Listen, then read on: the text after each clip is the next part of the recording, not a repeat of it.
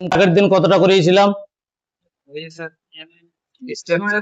Amino অ্যাসিডের শ্রেণী বিভাগ, তাই তো? আচ্ছা, আস্তে।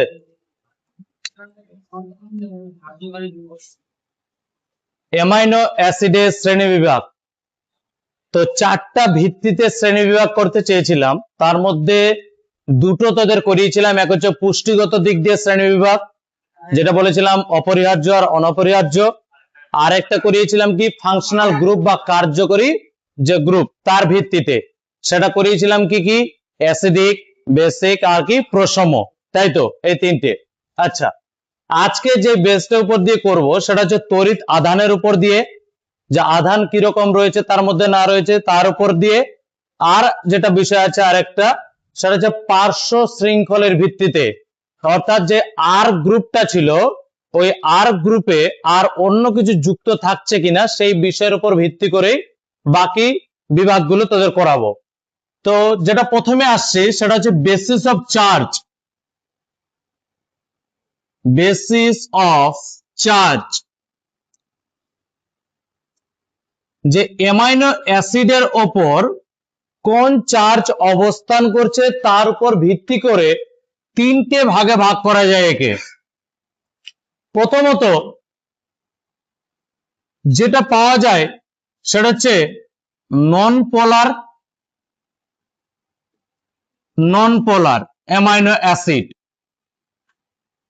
নন পোলার অ্যামাইনো অ্যাসিড, নন পোলার অ্যামাইনো অ্যাসিড বলতে সেটাই যেই অ্যামাইনো অ্যাসিডের মধ্যে কোন রকম ধনাত্মক বা ঋণাত্মক আধান আমরা দেখতে পাবো না। যদি আমি সিম্পল একটা এক্সাম্পল নিই সেটা হচ্ছে গ্লাইসিন। কার এক্সাম্পল? গ্লাইসিন। তাহলে গ্লাইসিনই ছিল COOH NH2, এদিকে ছিল, এদিকে কি ছিল? হাইড্রোজেন, তাই তো? আর এখানে ছিল হাইড্রোজেন। এই হচ্ছে অ্যামাইনো অ্যাসিড, যেটা হচ্ছে গ্লাইসিনের গঠন। এবার এই গঠনের মধ্যে একটা জিনিস কি ছিল না, এই যে পার্টটা, এই পার্টটা অ্যাসিড কিনারে, এই পার্টটা হচ্ছে অ্যাসিড। আর এই যে পার্টটা, এই পার্টটা হচ্ছে বেস বা ক্ষার, তাই তো? এবার অ্যাসিড আর বেস এর ধর্ম অনুযায়ী কি বলা হয়, যে অ্যাসিড সব সময় হাইড্রোজেন কি করে? ত্যাগ করে। অ্যাসিড কি করবে? হাইড্রোজেন ত্যাগ করবে, এটা কেমিস্ট্রি পার্ট। আর ক্ষার সব সময় কি করে? হাইড্রোজেন গ্রহণ করে। তাহলে এই যে জিনিসটা বললাম, তাহলে যদি আমি বলি যে কার্বক্সিল গ্রুপ থেকে একটা এইচ যদি বের করে দিই তাহলে এটা মাইনাস হয়ে যাবে না? আবার এইখানে যদি আমি একটা এইচ আর ঢুকিয়ে দিই বা ইলেকট্রন দিই তাহলে এটা প্লাস হয়ে যাবে না? NH3 plus. কিন্তু এই যে আধান দেখতে পাচ্ছি আমরা পজিটিভ নেগেটিভ, এটা হচ্ছে নন পোলার অ্যামাইনো অ্যাসিড তারাই যেই সমস্ত অ্যামাইনো অ্যাসিড এই আধানগুলো দেখাবে না। তো গ্লাইসিন হচ্ছে কি এই আধান শো করায় না। বোঝা গেল কি বললাম? গ্লাইসিন আধান শো করায় না, যার কারণে গ্লাইসিন হচ্ছে নন পোলার অ্যামাইনো অ্যাসিড। বোঝা গেল কি বললাম? গ্লাইসিন হচ্ছে নন পোলার অ্যামাইনো অ্যাসিড। গ্লাইসিন, এই যে গ্লাইসিন যেহেতু নন পোলার, যারা এক কথায় যারা আধান দেখায় না তারা ওয়াটারের মধ্যে সলিউবল হয় না। তাহলে এই যে গ্লাইসিন বা বলতে পারিস যারা নন পোলার অ্যামাইনো অ্যাসিড তারা হচ্ছে ওয়াটার ইনসলিউবল।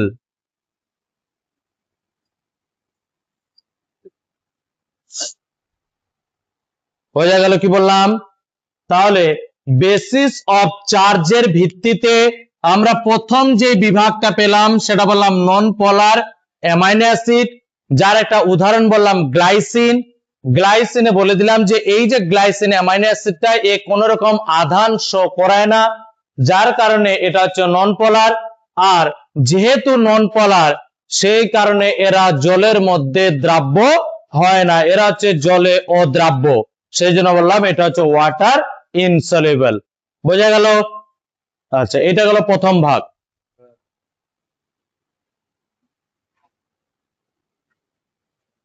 সেকেন্ড আসি, দ্বিতীয় পোলার, পোলার ঠিক আছে, but uncharged, uncharged amino acid. বলছে পোলার বাট আনচার্জ কেমন, মানে অবশ্যই আধান দেখায় কিন্তু সেটা প্রশম, এই না যে সেটা অ্যাক্টিভ, অ্যাক্টিভ নয়। তাহলে কি বললাম যে আধান দেখায় কিন্তু ইনঅ্যাক্টিভ। কেমন টাইপের উদাহরণটা বলি, একটা অ্যামাইনো অ্যাসিড আছে যার মানে উদাহরণ হচ্ছে ভ্যালিন, কি বললাম, একটা অ্যামাইনো অ্যাসিড আছে যার উদাহরণ হচ্ছে ভ্যালিন। অ্যামাইনো অ্যাসিডটার দিকে একটু তাকাই,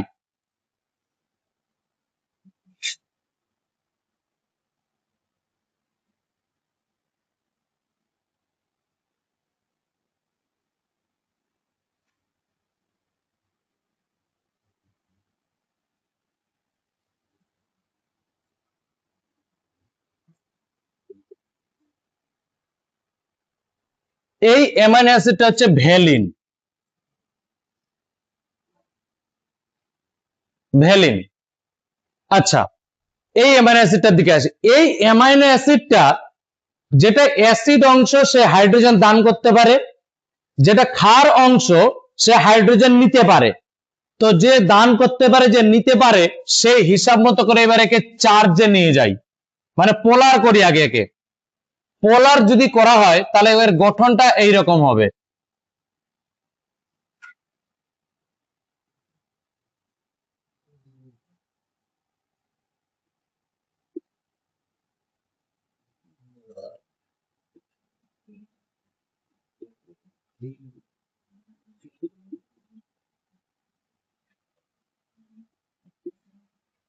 এই হচ্ছে ওর গঠন, ঠিক আছে। তাহলে যেহেতু আমরা চার্জ পেয়েছি, পজিটিভ নেগেটিভ যেহেতু চার্জ রয়েছে, তাহলে এটা হচ্ছে পোলার। কিন্তু কোশ্চেনটা এখানে কি, এখানে নেগেটিভ চার্জ কয়টা আছে, একটা। পজিটিভ চার্জ কয়টা আছে, একটা। যেহেতু নেগেটিভ আর পজিটিভ চার্জ সমান আছে, সে কারণে এটা কোন রকম আধান দেখায় না, মানে ওটাকে পজিটিভও বলতে পারবি না, ওটাকে নেগেটিভও বলতে পারবি না, বলতে পারি যে ভালো খারাপ মিশে গিয়ে এক কথা ধ্বংস হয়ে যাওয়া, যেটাকে বলা হয়। তাহলে যেহেতু আধান সংখ্যা সমান, যতগুলো নেগেটিভ ততগুলোই পজিটিভ, ওই জন্য এটা হচ্ছে আনচার্জ, কোন রকম চার্জ নেই। এই অ্যামাইনো অ্যাসিড থেকে দেখে বলতে পারবি এটা নেগেটিভ চার্জ যুক্ত অ্যামাইনো অ্যাসিড, এটাকে বলতে পারবি পজিটিভ চার্জ যুক্ত, না, কারণ দুটোই তো সমান, তাহলে কোনোটাই বলতে পারবি না। ওই জন্য এটা হচ্ছে আনচার্জ বাট পোলার, কারণ ওর মধ্যে দুটো আধানই উপস্থিত। বোঝা গেল?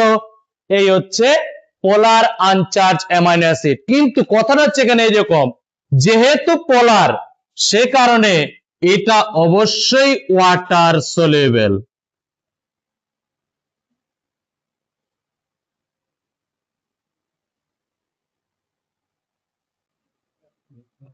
আচ্ছা চল এবার পরেরটা, 3 নাম্বার বলছে পোলার বাট এটা চার্জ, এর মধ্যে চার্জ দেখতে পাবি, পোলার চার্জ অ্যামাইনো অ্যাসিড, এটা হচ্ছে 3 নাম্বার। তার প্রথমটা ছিল নন পোলার অ্যামাইনো অ্যাসিড, পোলার আনচার্জ অ্যামাইনো অ্যাসিড আর পোলার চার্জ অ্যামাইনো অ্যাসিড। এবার পোলার চার্জ অ্যামাইনো অ্যাসিডটা বলি। এর আগের দিন লাস্ট ক্লাস যেখানে শেষ করেছিলাম সেখান থেকে ঘুরে আসি। লাস্ট এর আগের দিন একটা অ্যামাইনো অ্যাসিডের স্ট্রাকচার আঁকিয়েছিলাম লাইসিন সম্ভবত, তাই না? লাইসিন। আচ্ছা ঠিক আছে, তো লাইসিনের গঠনটাতে একটু আসি। লাইসিনের গঠনটা এরকম ছিল,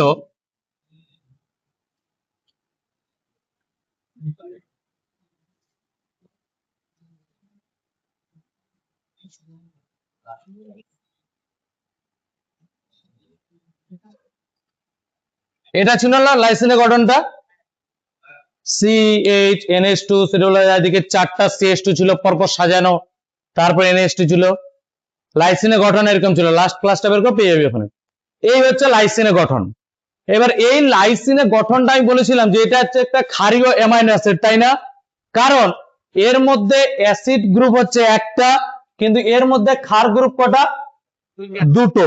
তাহলে ক্ষার যেহেতু দুটো বা ক্ষার যেহেতু সংখ্যায় বেশি, তাই এই অ্যামাইনো অ্যাসিডটা হচ্ছে ক্ষারীয়। এবার সেম ওই সূত্র লাগা, যদি একে চার্জ করতে যাই তাহলে অ্যাসিড কি অক্সিজেন ত্যাগ করে মাইনাস হবে, ঠিক আছে। ক্ষার কি করবে? হাইড্রোজেন গ্রহণ করবে, হাইড্রোজেন গ্রহণ করে +3 হয়ে গেল, এখানে হাইড্রোজেন গ্রহণ করে এই হয়ে গেল।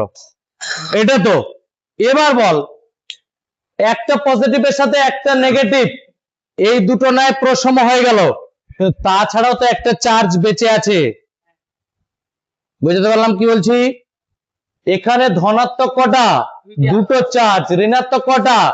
একটা। তো একটা ধনাত্মকের সাথে একটা ঋণাত্মক নয় প্রসম হয়ে গেল, কিন্তু আরেকটা ধনাত্মক তো আছে। তো যেহেতু আছে সেই জন্য এটা হয়ে গেল চার্জ অ্যামাইনো অ্যাসিড, পোলার, কারণ আধান আছে। আর অবশ্যই এটা কোন আধানযুক্ত? পজিটিভ আধানযুক্ত, তাই এটা হলো চার্জ অ্যামাইনো অ্যাসিড। বোঝা গেল? এটাও অবশ্যই ওয়াটার সলিউবল বা জলের মধ্যে দ্রাব্য হবে। তাহলে এটা হচ্ছে লাইসিন। তাহলে লাইসিন এমন একটা অ্যামাইনো অ্যাসিড যেটা হচ্ছে পোলার চার্জ অ্যামাইনো অ্যাসিড, যে কি দেখায়? ধনাত্মক চার্জ দেখায় বা পজিটিভ চার্জ দেখায়,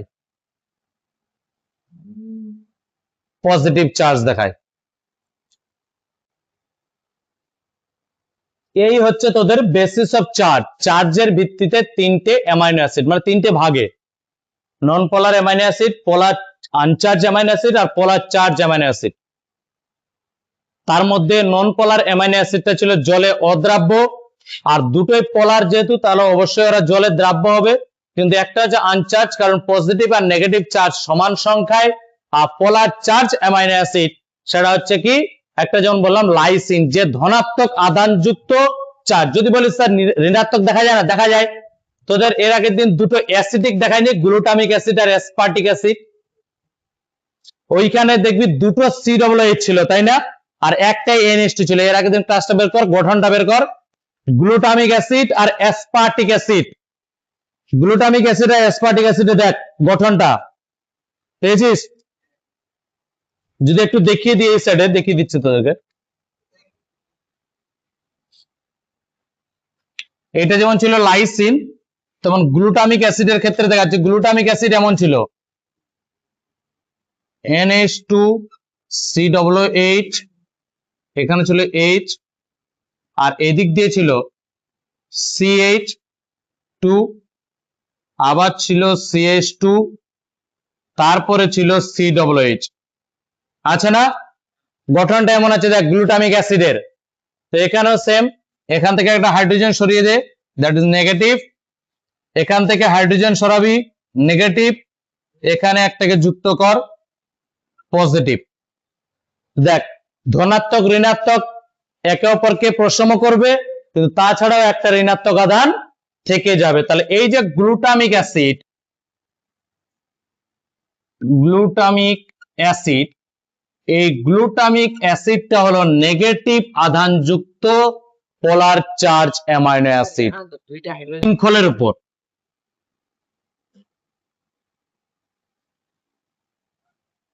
আমি এই সাইডে তোদের অ্যামাইনো অ্যাসিডের কমন গঠনটা করছি। এইদিকে ছিল COOH, এইদিকে ছিল NH2, এইদিকে ছিল R, এইদিকে ছিল H।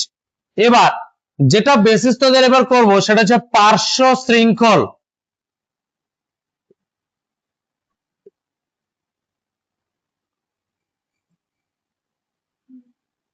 পার্শ্ব শৃঙ্খলের ভিত্তিতে আর কি।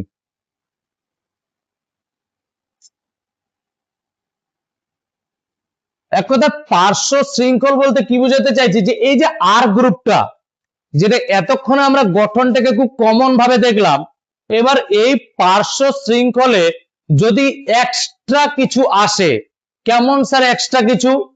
আচ্ছা প্রথম ক্লাসটা মনে আছে কিনা জানি না, বলেছিলাম যে অ্যামাইনো অ্যাসিডের যে উপাদান সেটা যে কার্বন, হাইড্রোজেন, অক্সিজেন, নাইট্রোজেন, এটা ছিল অ্যামাইনো অ্যাসিডের উপাদান, তাই না? কিন্তু বলেছিলাম এরা ছাড়াও অ্যামাইনো অ্যাসিডের মধ্যে সালফারও পাওয়া যেতে পারে, ফসফরাস পাওয়া যেতে পারে, তারপরে কি বলেছিলাম আয়োডিন পাওয়া যেতে পারে, Fe পাওয়া যেতে পারে, এই সমস্ত জিনিসগুলো পাওয়া যেতে পারে। তো এবার হচ্ছে কোশ্চিনটা, যদি এই সমস্ত জিনিস পাওয়া যায় সেক্ষেত্রে অ্যামাইনো অ্যাসিড গুলো কি ধরনের অ্যামাইনো অ্যাসিড বলা হয়, তার উপর ভিত্তি করে এই পার্শ্ব শৃঙ্খল বলছি। তো এই পার্শ্ব শৃঙ্খলের দিকে যদি তাকাই, তাহলে প্রথমে আসবে একটা অ্যামাইনো অ্যাসিড, সেটাকে বলা হয় aromatic amino acid. Aromatic amino acid,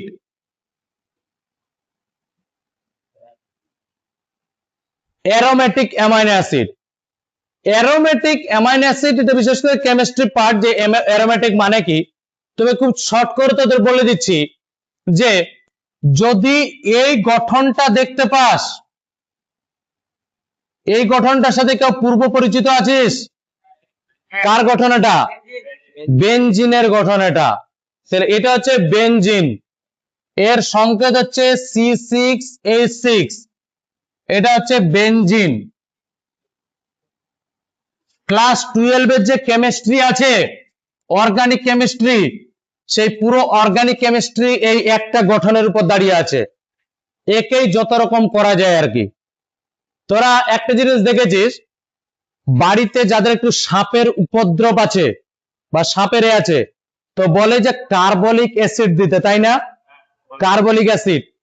তো কার্বলিক যে অ্যাসিডটা দিই আমরা, সেটা হচ্ছে এর সাথে উপরে এই যে এটা যুক্ত করে দিই OH, এটার নাম হচ্ছে আর বেনজিন থাকে না, তখন এটার নাম হয়ে যায় ফেনল। কি নাম হয়? ফেনল। এটাই আমরা সাপ তাড়ানোর জন্য দিই। বোঝা গেল? তো প্রথমটা বললাম aromatic amino acid. Aromatic amino অ্যাসিডটা কি বললাম? এই যে গঠনটা, এর নাম হচ্ছে বেনজিন। এই বেনজিনটাই হচ্ছে অ্যারোমেটিক পদার্থ একটা, বোঝা গেল? বা অ্যারোমেটিক একটা যৌগ। বেনজিনটা হচ্ছে কি? অ্যারোমেটিক একটা যৌগ। এবার এই যে অ্যারোমেটিক যৌগটা বেনজিন, এ যার সাথে যুক্ত থাকে বা যেখানে থাকে সেই যৌগটাকে বলা হয় অ্যারোমেটিক যৌগ। তো এবার অ্যারোমেটিক অ্যামাইনো অ্যাসিডটাই, যে যদি একটা অ্যামাইনো অ্যাসিড আমি গঠন দেখাচ্ছি,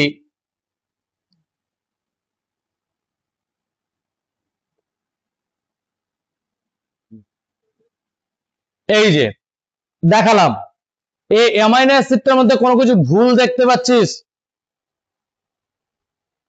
অ্যামাইনো অ্যাসিডের মধ্যে কোনো ভুল? এই CH2, এখানে কার্বনের কিন্তু একটা যোজ্যতা কম আছে, তাই না? এই যে কার্বনের সাথে একটা যোজ্যতা কম আছে,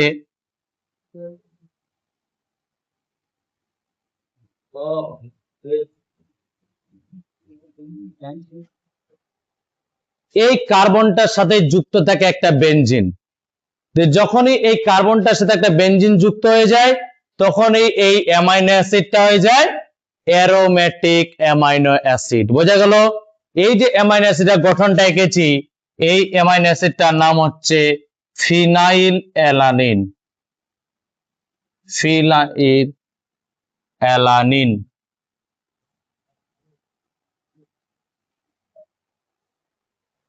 ফিনাইল অ্যালানিন। এবার আমরা আসি এলিফ্যাটিক।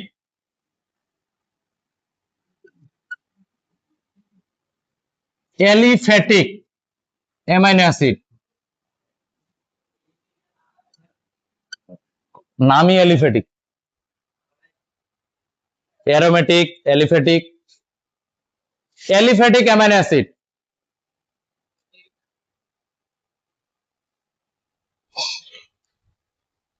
অ্যারোমেটিকে আমরা কি দেখলাম? বেনজিন। তো এলিফ্যাটিক হচ্ছে যার মধ্যে কোন রকম রিং বা কোনো কিছু থাকে না, এক কথায় সোজা একটা চেন থাকে, সেটাই হচ্ছে এলিফ্যাটিক। বোঝা গেল? কি বললাম? একটা চেন যদি থাকে সেটাই হচ্ছে এলিফ্যাটিক, যার মধ্যে এক কথায় যদি সহজ বাংলা ভাষায় বলি বোঝানোর জন্য, যে অ্যামাইনো অ্যাসিডের মধ্যে কোনো জোড় পাকা নেই, কোনো জটিলতা নেই, সেই অ্যামাইনো অ্যাসিডটাই হচ্ছে এলিফ্যাটিক অ্যামাইনো অ্যাসিড। যেমন উদাহরণ হচ্ছে গ্লাইসিন। গ্লাইসিনের গঠনটা দেখালাম না, তোরা জানিস। গ্লাইসিন, যার মধ্যে কোনো জটিলতা, একদম সহজ সরল চেন আকারে যতগুলো অ্যামাইনো অ্যাসিড পাবি তারাই হচ্ছে কি? এলিফ্যাটিক অ্যামাইনো অ্যাসিড। বোঝা গেল? কি বললাম? এলিফ্যাটিক অ্যামাইনো অ্যাসিড তারাই যাদের মধ্যে কোন রকম ওই অ্যারোমেটিক যে যৌগ সেগুলোকে পাবি না, তার সাথে কোন রকম ব্রাঞ্চ বলতে গেলে নেই। এই আর গ্রুপে শুধুমাত্র যেমন এরকম যুক্ত থাকতে পারে CH2 CH2 CH3, এই যে যাদের মধ্যে কোনো নেই, জটিলতা নেই, পুরো একেবারে একটা চেন আকারে অবস্থান করছে। সেটাই হচ্ছে তোদের অর্গানিক কেমিস্ট্রি এখনো আসেনি না, দ্বিতীয় সেমিস্টারে আছে, এখনো কেমিস্ট্রি আসেনি। তবু 9-10-এ একটু কেমিস্ট্রি হয়তো পড়েছিস, এই যে কার্বনের যে চেন গুলো, এই নামগুলো পড়েছিস, অ্যালকেন অ্যালকিন এগুলো ছিল, হ্যাঁ অ্যালকাইন, এই সমস্ত ছিল বিষয়গুলো। তো এই যে বিষয় যে লম্বা আকারে যদি একটা চেন থাকে কার্বন চেন, তাহলে সেই অ্যামাইনো অ্যাসিডটাই হচ্ছে অ্যালিফ্যাটিক। বোঝা গেল? আচ্ছা, 3-এ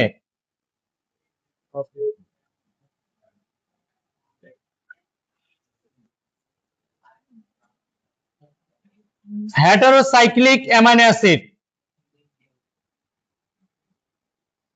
হেটারোসাইক্লিক অ্যামাইনো অ্যাসিড, বোঝা গেল? এবার হচ্ছে হেটারোসাইক্লিক। হেটারোসাইক্লিক সেটাকে বলা হয় যেটা হচ্ছে অ্যারোমেটিক নয়, বেনজিন নয়, বাট একটা সাইক্লিক যৌগ আছে। কি বললাম?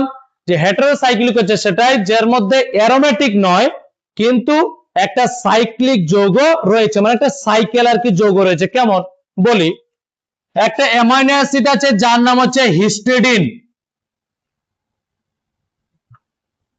হিস্টিডিন, হিস্টিডিন যৌগটার দিকে যদি তাকাই তাহলে দেখতে পাবো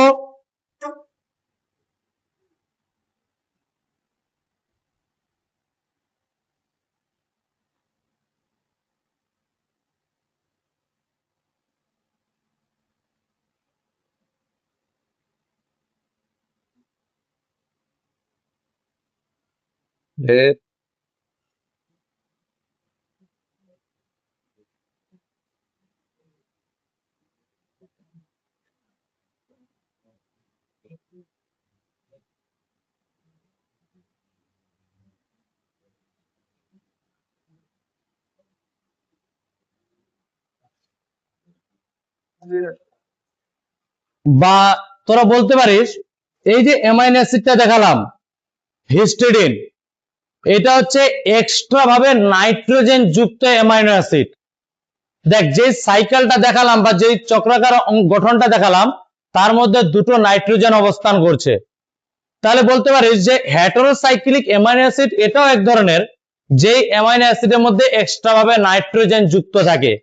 NH2 টা নয়, NH2 টা তো অ্যামাইনো গ্রুপ, যদি এক্সট্রা ভাবে নাইট্রোজেন যুক্ত থাকে তাহলে সেই অ্যামাইনো অ্যাসিডটাকেও বলা হয় হেটারোসাইক্লিক অ্যামাইনো অ্যাসিড। এই যে বললাম যে একটা সাইক্লিক যে একটা গঠন তার মধ্যে নাইট্রোজেন অবস্থান করছে, এটাকে বলা হয় হেটারোসাইক্লিক অ্যামাইনো অ্যাসিড, যেটা উদাহরণ হচ্ছে হিস্টিডিন। 4th,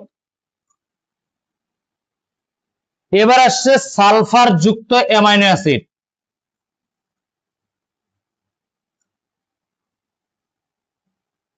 সালফার যুক্ত অ্যামাইনো অ্যাসিড মানে এমন একটা অ্যামাইনো অ্যাসিড যার মধ্যে সালফার আছে। সালফার যুক্ত অ্যামাইনো অ্যাসিড,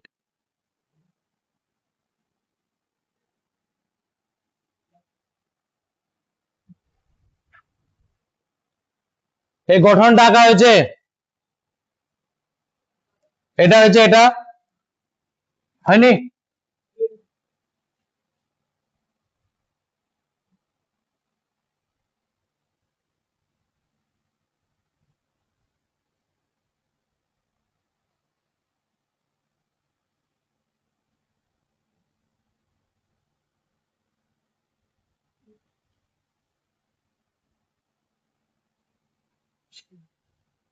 সিস্টিন একটা অ্যামাইনো অ্যাসিড যার SH সালফারের সাথে হাইড্রোজেন, এটা হচ্ছে সিস্টিনের গঠন যার মধ্যে সালফার আছে। সালফার যুক্ত অ্যামাইনো। লাস্ট একটা রয়েছে তোদের alcoholic, alcoholic, alcoholic amino acid মানে এমন একটা অ্যামাইনো অ্যাসিড যার মধ্যে অ্যালকোহল গ্রুপ যুক্ত আছে। কি বললাম, এমন একটা অ্যামাইনো অ্যাসিড যার মধ্যে অ্যালকোহল গ্রুপ যুক্ত আছে।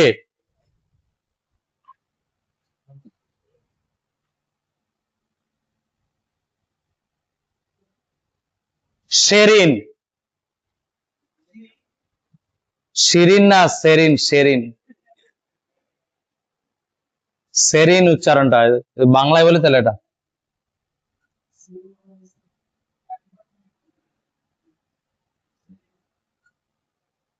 সেরিন। ও, এইটা গঠনটা সেম, শুধু সালফারটাকে হটাবি, ও যুক্ত করে দিবি। হ্যাঁ, অ্যালকোহলিক অ্যামাইনো অ্যাসিড। এই হচ্ছে তোদের যতগুলো ছিল, মানে বলতে গেলে অ্যামাইনো অ্যাসিডের বলেছিলাম যে 4টা ভিত্তিতে যে ভাগ করা হয়, ঠিক আছে। প্রথমটা ছিল পুষ্টিগত, অপরিহার্য, অনপরিহার্য। দ্বিতীয়টা বললাম ফাংশনাল গ্রুপের ভিত্তিতে, সেখানে পেয়েছিলিস অ্যাসিডিক, বেসিক, এগুলো আর পশম।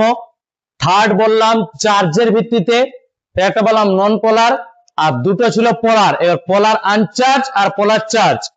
আর তারপরে আমরা পেলাম পার্শ্ব শৃঙ্খলের ভিত্তিতে, যেটাকে আমি বললাম অ্যারোমেটিক, অ্যালিফ্যাটিক, হেটারোসাইক্লিক, সালফার যুক্ত আর অ্যালকোহল গ্রুপ যুক্ত। এই যে অ্যালকোহলিক, এই হচ্ছে।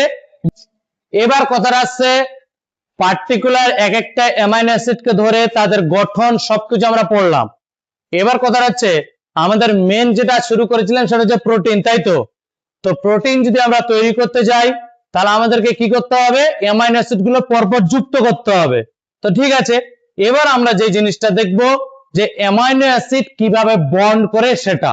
তো এটা বলে দিই যে অ্যামাইনো অ্যাসিড যেই বন্ডের মাধ্যম দিয়ে বা যেই বন্ধনটা করার মাধ্যম দিয়ে প্রোটিন গঠন করে সেই বন্ধনটাকে বলা হয় পেপটাইড বন্ড।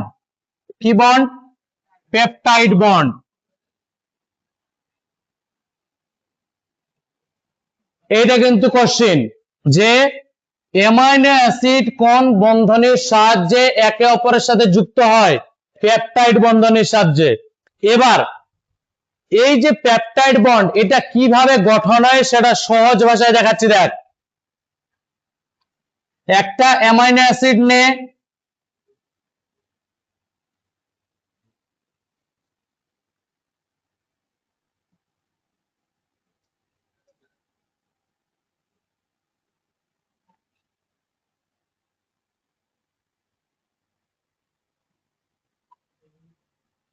গঠনটা ঠিক আছে? ভাবিস না যে স্যার এতদিন তো NH2 এখানে লিখছিলেন, আজকে আবার এখানে কেন লিখেছেন, ওটা কোনো ব্যাপার না। এমনি গঠনটা ঠিক আছে তো? আচ্ছা আচ্ছা, আরেকটু এটাই কাজে, এটা ভাগ না করি, চলো ঠিক আছে। এটা হচ্ছে amino acid 1, AA1, Allu Arjun 1, ঠিক আছে, অ্যামাইনো অ্যাসিড 1। এদিকে আরেকটা অ্যামাইনো অ্যাসিড নিচ্ছি,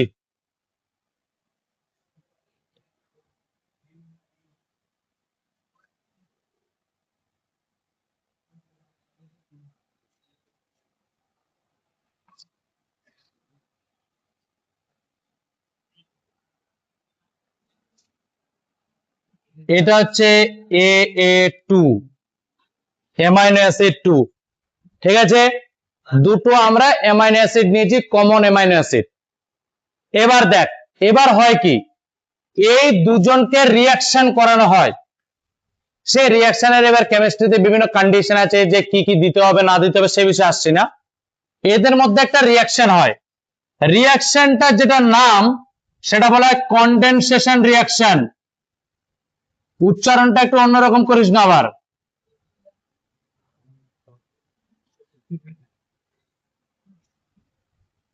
কনডেনসেশন বিক্রিয়া, যে পর্যন্ত উচ্চারণ করেছিস সেখানে থেমে যা।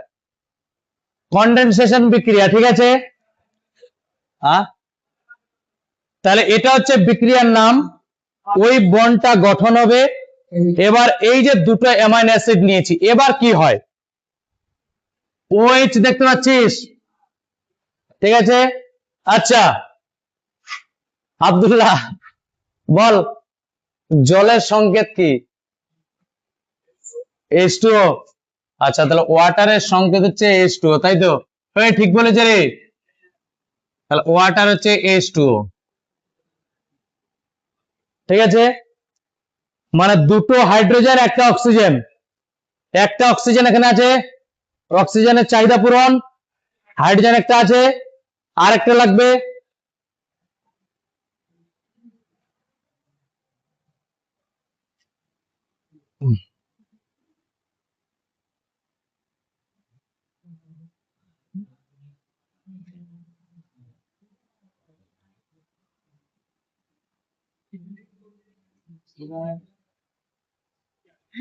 অ্যামাইনো গ্রুপ থেকে একটা হাইড্রোজেন আর কার্বক্সিল গ্রুপ থেকে OH, এই দুটোকে নেওয়া হয়, নিয়ে এক অণু জল বের করে দেওয়া হয়।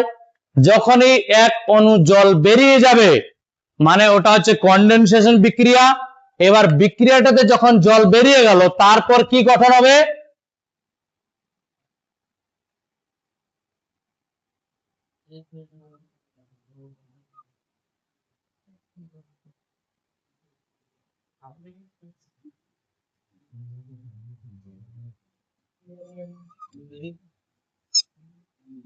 এই বন্ডটার নামই হচ্ছে peptide bond.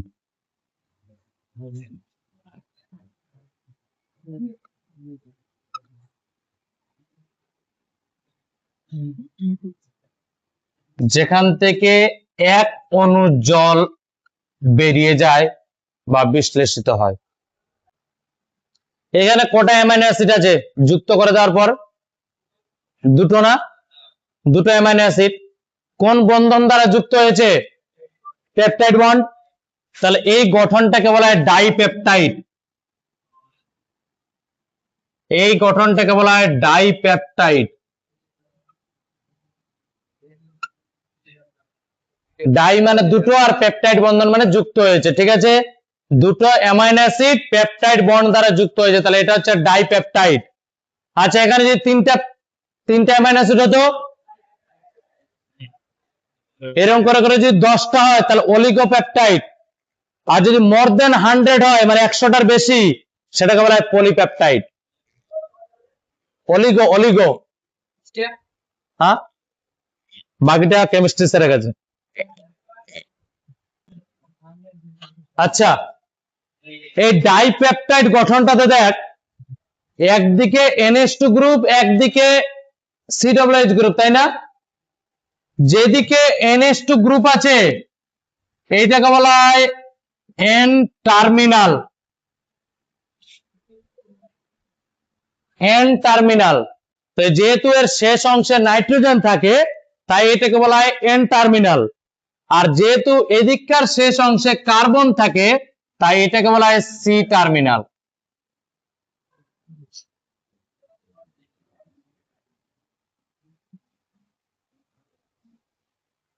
N terminal, C terminal.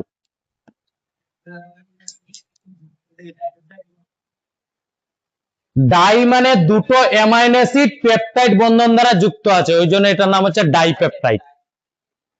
সেটা কি বললেন? N terminal. এটা একটা ডাইপেপটাইড গঠন কিনা? এই দু চারটা যে এক্সট্রা জিনিস বললাম এদিকে একবার বললাম, এটা একটা অ্যামাইনো অ্যাসিড, এটা একটা অ্যামাইনো অ্যাসিড, পরস্পরের সাথে যুক্ত হয়েছে পেপটাইড বন্ড দ্বারা, ঠিক আছে? আচ্ছা, তাহলে পেপটাইড বন্ড দিয়ে যুক্ত হলো। এবার অ্যামাইনো অ্যাসিড কটা আছে? দুটো, তার জন্য ডাই। কেমিস্ট্রিতে আছে না মনো, ডাই, ট্রাই, তো তার জন্য ডাই। আর যেহেতু তারা একে অপরের সাথে পেপটাইড বন্ধন দ্বারা যুক্ত আছে ওই জন্য পেপটাইড। তাহলে এই গঠনটা হচ্ছে ডাইপেপটাইড গঠন। এখানে যদি আর একটা অ্যামাইনো অ্যাসিড ওইদিকে যুক্ত হতো তাহলে ওটা হচ্ছে ট্রাইপেপটাইড, এরকম করে যাবে, ঠিক আছে? এবার হচ্ছে কথাটা যে অ্যামাইনো অ্যাসিডটা আর অ্যামাইনো অ্যাসিড নেই, সে এবার ডাইপেপটাইড বা ট্রাইপেপটাইড বা অলিগোপেপটাইড বা পলিপেপটাইড একটা গঠন করেছে।